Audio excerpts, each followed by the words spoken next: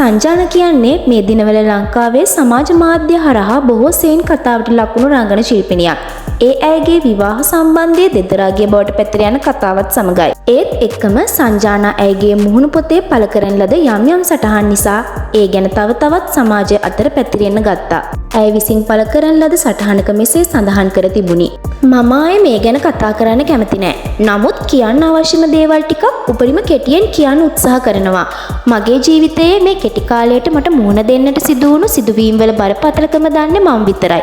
අවුරුදු 28ක කාලයක් තිස්සේ මම තනිව ජීවත් වුණා මිසක කිසිදු දිනක කිසිම විටක මම කවුරුන් මත හෝ යැපී නැත්නම් කාගෙන්වත් යැපී ජීවත් වෙලා නැහැ. මගේ මවගේ වියෝයෙන් පසුව මම අද ජීවත් වෙන තත්ත්වය දක්වා මම ගොඩනගාගත් සියල්ල මගේ හැකියාවෙන් සහ මහන්සියෙන් ගොඩනගාගත් දේවල් මිසක කිසිම කෙනෙක්ගෙන් ලැබුණු දෙයක් හෝ උපයාගත් දෙයක් මන් ළඟ නැහැ. මගේ ජීවිතයේ මට මුහුණ දෙන්නට සිදුවුණු සිදුවීම් වල අමිහිරිකම සහ අසාධාරණ රැවටීම් ගැන මම මගේ සමාජ මාධ්‍යවල මගේ මිතුරන් සමගින් බෙදාගන්නේ තවත් කාට හරි ඒ වගේ දෙයක් සිදු වෙන්න කලින් දැනුවත් වෙන්න ඒ හරහා හැකි වෙයි කියලා හිතලා විතරයි.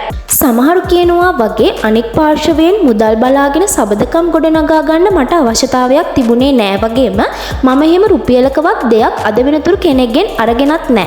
මම දැඩිව අසනීප වෙලා ඉන්න අවස්ථාවලත් මගේ යාළුවෝ මාත් එක්ක හිටියා හැරෙන්නට මේ කියන පාර්ශව මම සුවෙන්ද ජීවත්ව ඉන්නවද කියලාවත් හොයලා බලන්න හිටියේ නෑ. එනිසා මගේ ළඟ ඉන්න අය මට වචනකින් හරි ආශිර්වාදයක් වෙන ශක්තියක් වෙන අය මං ගැන දන්නවා නම් ඒ අය එක්ක හොඳින් ඉන්න උත්සාහ ගන්නවා හැරෙනකොට මේ වෙනත් කිසිම දෙයක් ගැන මම හිතන්නේත් නැහැ. අනෙක් කාරණේ තමයි කිසිම වෙලාවක මම සමරිසි ප්‍රජාවට අපහාස කරන්නේවත් කෙනෙක්ගේ තෝරා ගැනීම හෝ ලිංගික අනන්‍යතාවය ගැන උපහාසයට ලක් කරන්නේවත් නැහැ. මට අවශ්‍ය වුණේ මම ලොකු රැවටීමකට ලක් වුණු නිසා මට වුණු දේම උණ සහ වෙන්න පුළුවන් තවත් අය එක්ක ඒ හැඟීම බෙදා ගන්න විතරයි. ඒ හැරෙන්න මගේ මිත්‍රයෝ සහ හිතවතුන් ඕනෑතරම් විවිධ අනන්‍යතාවන් තෝරා ගැනීම එක්ක ජීවත් වෙනවා වගේම මම මේ හැම කෙනෙක්ගේම සිතගියාවට ගරු කරනවා. ඒත් සමහර මිනිස්සු ළඟ තියෙන මනුෂ්‍යත්වයෙන් තොර රැවටිලි සහගත ජීවිතය මම දැඩිව හෙලා දකිනවා සහ ප්‍රතික්ෂේප කරනවා.